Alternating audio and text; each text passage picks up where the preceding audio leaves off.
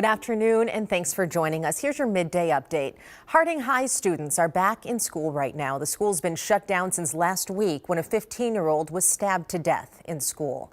Today, students will have access to counselors, social workers, and mental health experts.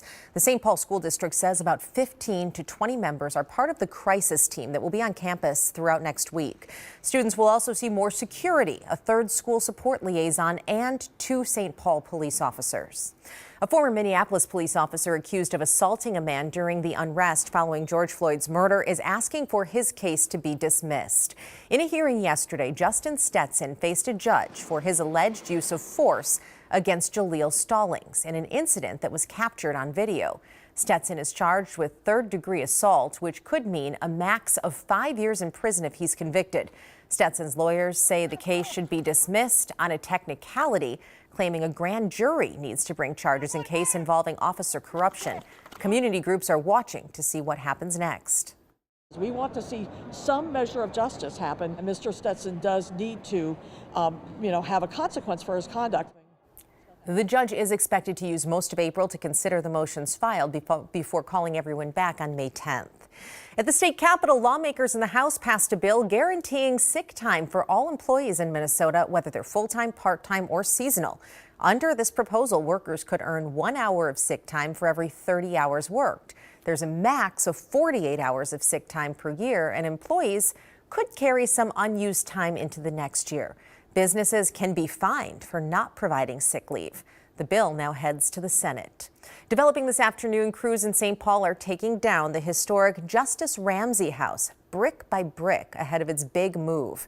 Pieces of that building will go into storage with plans to put it back together somewhere else.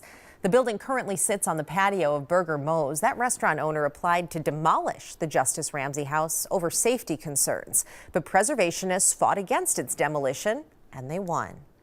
Well, let's talk weather now. We got another cold, sunny day out there, Ben, but the sun is kind of nice. Yeah, we're at that time of year, Lauren, where the sun feels good even if the temperature is colder than freezing. And honestly, we are warming up rather quickly after starting off in the single digits. Let's take a look at where we're at right now. Most of us in the upper teens and even some low 20s starting to develop over western and southwestern Minnesota. Even Grand Rapids currently at 20 degrees. We are going to stay on the sunny side through most of the day today. Right now, 19 in the cities, south wind over 10 miles per hour, and that wind is forecast to increase as we head deeper into the day. So it'll be sunny, but it'll be breezy as well. Forecast winds from the south 10 to 20 miles per hour, and we're going to peak around 28 degrees. Tomorrow, the wind dies down a little bit. Not as much sunshine. The temperature is even warmer. 37 degrees for a high, and we should be back above freezing once again for Sunday as well. Now, we do have several of these weak clipper systems that'll be moving through to our north, bringing small chances for snow showers across northern Minnesota.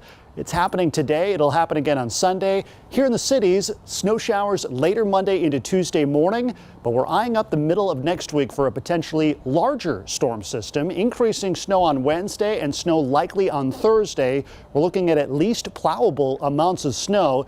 A lot still has to come together, but it's something that we'll be watching, especially through the weekend and early next week for, again, another sizable snow event the middle of next week. Lauren? You knew we weren't done yet, Not right? yet. It's No, only for sure. mid-February. All right, Ben, thank you. And make sure to download the KARE 11 weather app. You can get personalized forecasts, weather alerts, and check the live radar anytime. That's free in every app store. People living in East Palestine, Ohio, are still struggling with the toxic chemicals burning after a train derailment 2 weeks ago. The environmental disaster is forcing Minnesota's rail teams to look at any issues we could have if something similar happened here. Tonight at 6, a deep dive into the plans to keep Minnesotans safe. And on this Friday, check out this photo Sunny Augustine shared with us. Take a look at how pretty that is, a gorgeous view of the Duluth Harbor. Sunny shared this with us on our That's So Minnesota Facebook page. Lots of great photos there. You can join too. Just send us a request and you'll be able to see all of the beauty across our state. It's a community that's nearly 72,000 members strong. Really great stuff there, Sunny. Thank you for sending it. And that's all the news and weather headlines for today. We'll be back in 30 minutes with more updates.